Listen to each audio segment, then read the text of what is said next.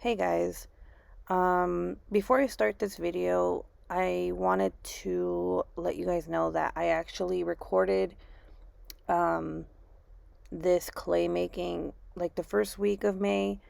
I just didn't get a chance to do a voiceover for it, and I feel like this is a good time to do a voiceover for it because I don't feel like going live or anything. So, in this video, I'll be talking about what happened to Luna um, and everything afterwards. So, if you are easily triggered by an animal's death, please don't watch this because I've come to find out that grieving for an animal is very it hurts. So I just don't want to bring up anything like that for you if you lost an animal. Um, so I'll start right now. I'm just trying to. I I don't want to prolong me letting you guys know exactly what happened because I feel like if I tell this story, I feel like it'll help me grieve. So, this is why I'm doing this. So, the day that we were driving from Albuquerque to Oklahoma, me and Mr. Q were taking turns driving. And as I was driving, I think we were in Texas already.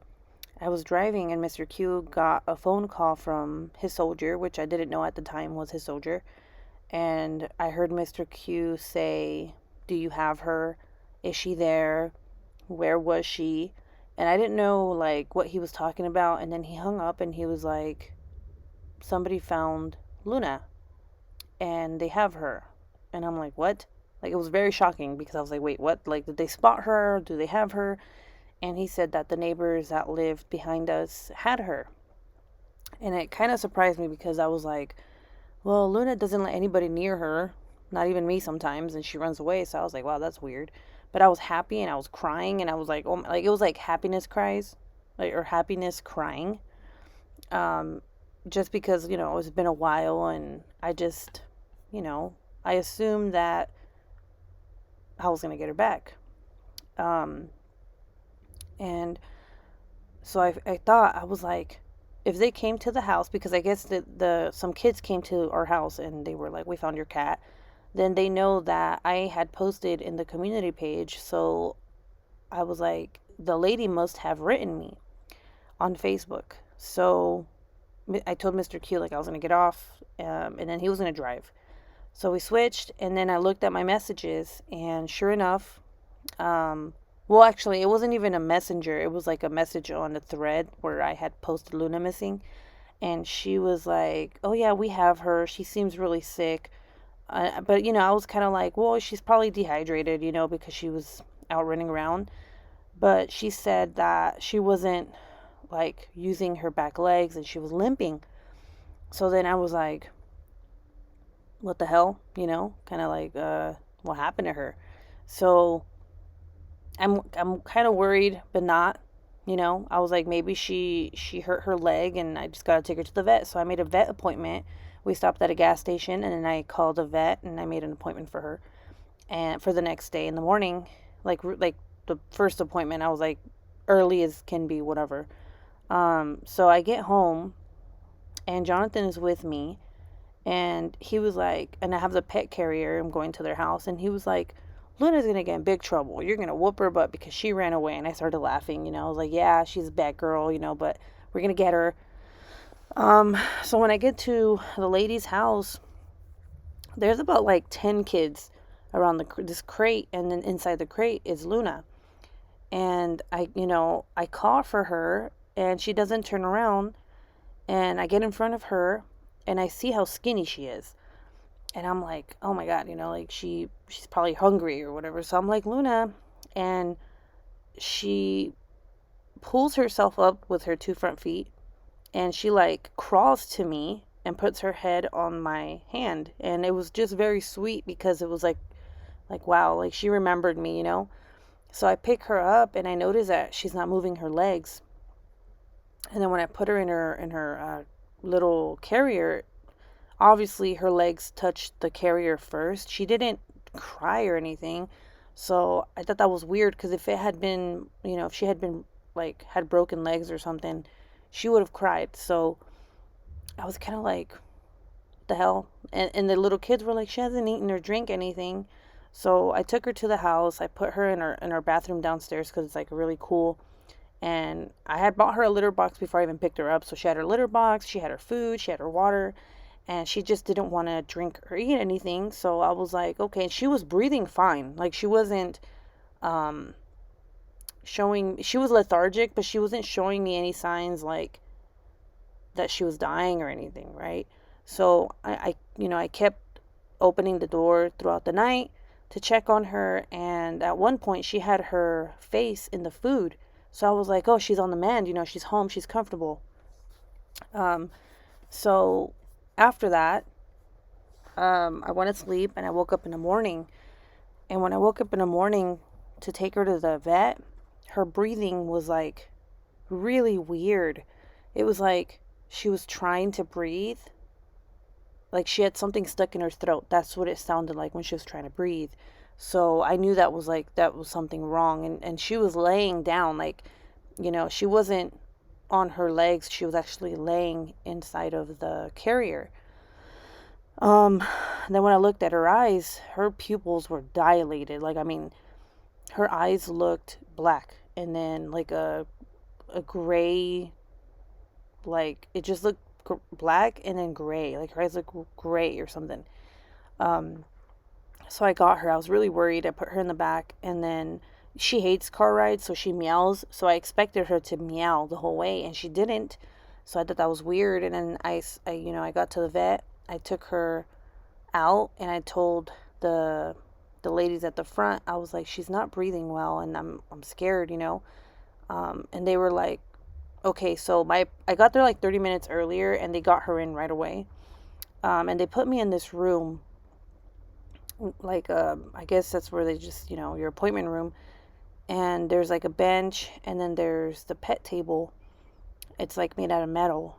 And the doctor came, and he was like, it's not looking good. And I was like, what's wrong with her? And he's like, I don't know what's wrong with her, but she's dying. Like I mean, I understand, like he bluntly said it, but how other way is there to say it, right? So I was like, what do you mean she's dying? And then he's like, her pupils are very dilated. She's having a hard time breathing. He's like, we have two options here. Like, we can euthanize her, or we can do tests on her. But he's like, it's not looking good for her. Like, so at this moment, I was kind of like, oh, no, you're not going to euthanize her. I was like, do tests on her. So he ran tests. He did blood work. He did x-rays, and some other stuff, I believe. I didn't even care. I was like, just fucking work on her. Then he comes back, and he's like, her blood work is up and down. She's anemic. She's super dehydrated. Um, Her x-ray showed that her legs were not broken. She had no broken bones. She was paralyzed from her, I guess, like from her stomach down. Um, and she had two seizures while she was back there. And this was like 30 minutes already being there. So she had two seizures. And he was like, she has a 25% chance of living, and she is suffering. So I was kind of like, I was like, what the hell? Like, what? I just couldn't process what he just told me, because I thought in my head she had a broken leg, she was dehydrated, and they did put an IV on her and everything. But I was like, but I'm going to take her home. She's going to have her little cast on, and I'm going to give her antibiotics, and she's going to be fine. That was in my head. I was like, she's going to come home back, right? She's going to come home back with us, and we're just going to help her get better. But when he said this, I was kind of like, what the fuck happened to her? Like, why does she have all these problems? And he was like, most likely she got bit by a snake or a spider, but most likely it was a venomous snake. And it is like snake season right now. There's snakes everywhere. And he said that her issues were neurological, and that if she did by some miracle get better, she would never be able to use her back legs because they were gone. Like, she was done. And then she was going to have seizures for the rest of her life, since it's a I can't even say it, neurological issue. Um, But at this point, I was like, what the fuck? Like, I was just crying. Like, I started sobbing because I just couldn't believe what I was hearing. Um, and, you know, he was like, we can keep her here for like about 4 days with antibiotics, but she's lucky if she lasts a day. Um, and, at this point, I was kind of like, no, you're going to keep her here. Like, I want her to get better. And then I told him, like, can you bring her to me? Because they still had her in the back. And he brought her to me.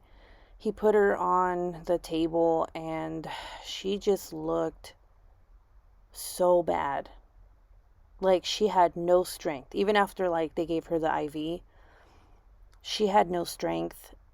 She didn't lift her head up. She was just laying there. Um, and like, I had a private moment with her. Like, the nurse and the doctor went out. They left the room. And I just looked at her, and I was just like, I felt like the right thing to do was to let her go, because I can just tell she was in pain. Like, she was breathing, trying to breathe, and then she would cough, and then she would like kind of vomit, foam or something. I don't know what it was. And I was just like, I can't do this to her. Like, I can't, and then I called the doctor back, and I'm like, what do I need to do? Like, what do you think that I should do? And he said, let her go. So I called my husband, and I was like, we have to let her go.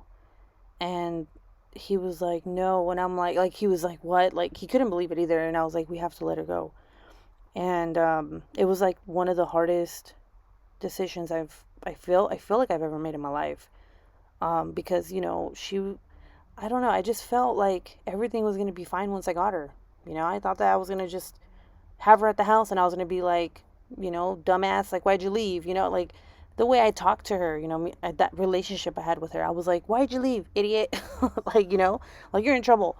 You're never going to get outside of this house. And that was that. But no, it was like something I didn't expect I had to do that day. So I'm bawling my eyes out, and I'm looking at her, and I'm like, I love you. And, I always called her my daughter. So I was like, thank you for being my daughter. And like, it was just so fucking sad. Um, and I can tell she was in pain. Like, I could just see it in her eyes. And like, you couldn't even see her eye color no more. Like, her eyes were gray. So I held her head, and I took some pictures of her. And, he came in with the needle, and I had her head on my hand, and the nurse had her hand on her stomach. And I just, I just, I just stood there, and he was like, it's going to be quick. And he injected her through her little IV line, and she's, she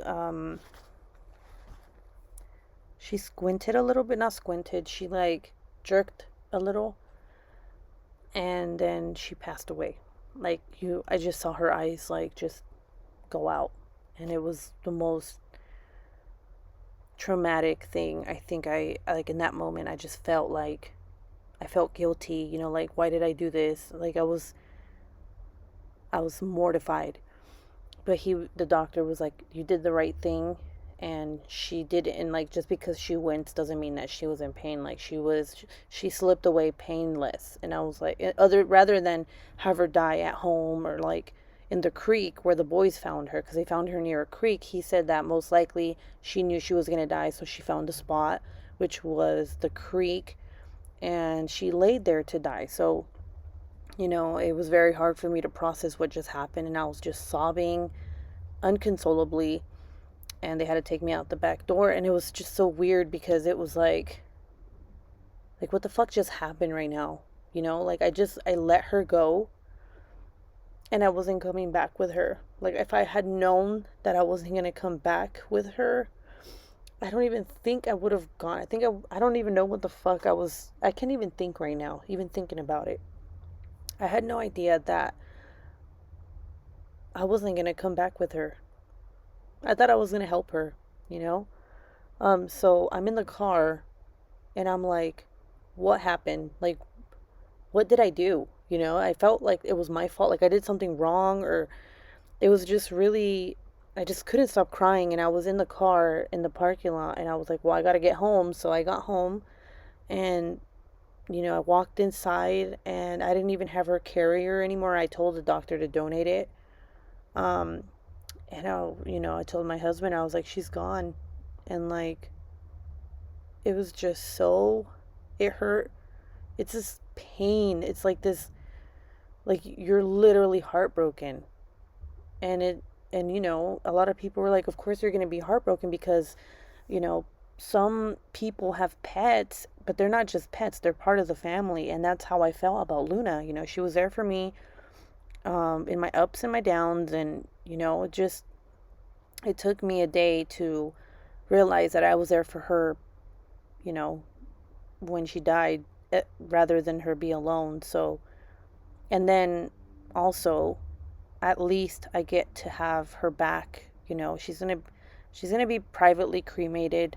The guy hasn't called me back yet, so I don't know like the prices or anything. But I didn't even have a chance to ask the nurse, like, hey, like, she was like, there's private cremation, there's this other type where they put a whole bunch of pets together and you may or may not get the remains back. You may get the remains back of some other pet. And it was just like, it was all happening so quick that I was like, private. I just want her back. I checked it. I didn't have to pay anything for that. They were like, they'll call you so that you can decide what urn or whatever. It was just so bizarre. Like, I just like, this is really happening. So I checked off the private box and then I went to the car and I cried and I got home and all I did was lay in bed. And I have never felt grief. I guess I've never felt grief in my life because I've never felt what I felt and what I've been feeling these past 2 days. It was worse that first day, it was like, it's just insane. Like, it's this depression and it feels like there's a void. And then I feel guilty. And then, you know, I don't, it was just really sad. And I just didn't know. I still don't know, like, what the fuck happened.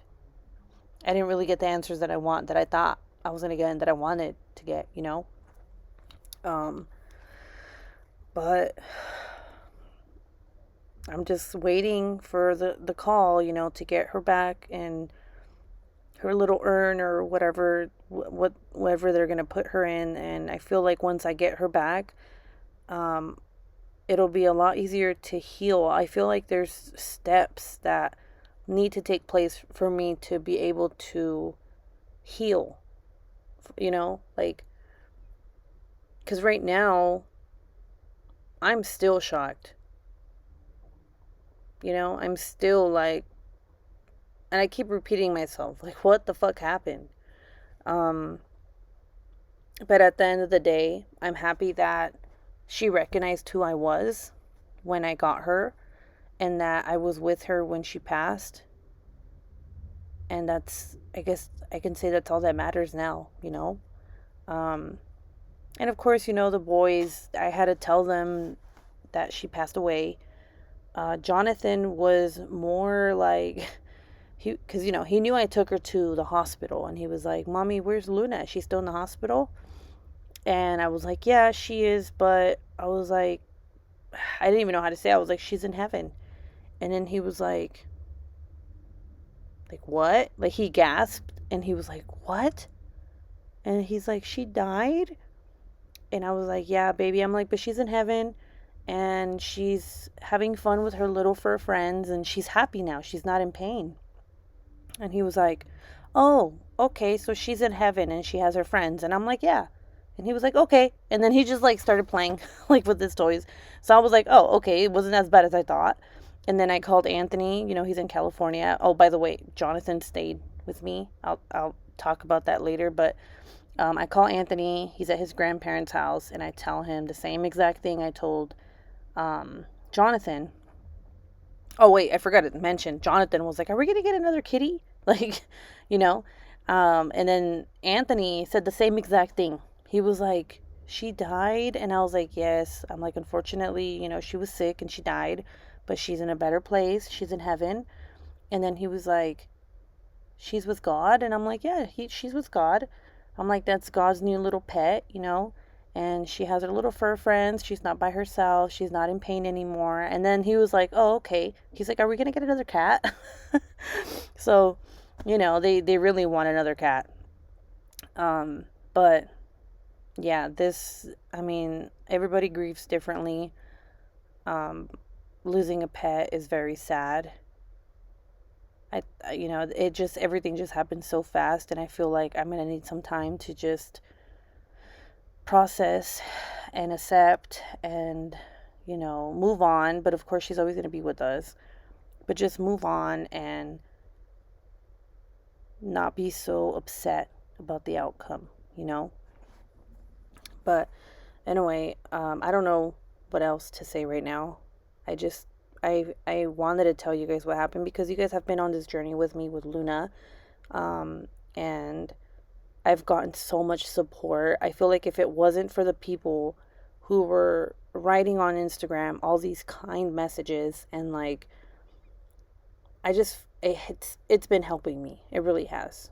Words of like kindness and love, and it's just very sweet, and just know that it means the whole world to me. Your support means so much to me. Um but yeah, anyway, I will let you guys go. I have to go, I don't know, I guess lay down or something after this. But I love you guys, and again, I appreciate your support greatly, and I will see you guys later. Bye guys.